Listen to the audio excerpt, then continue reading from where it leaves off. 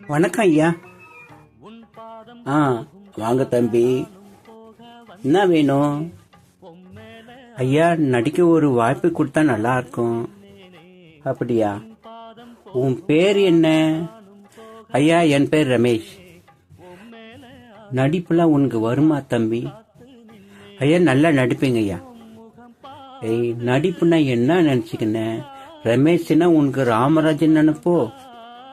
ஐயா, எனக்கு இன்னொரு பேர் இருக்கு, போலு ரமேஷ். அங்க பாருங்க.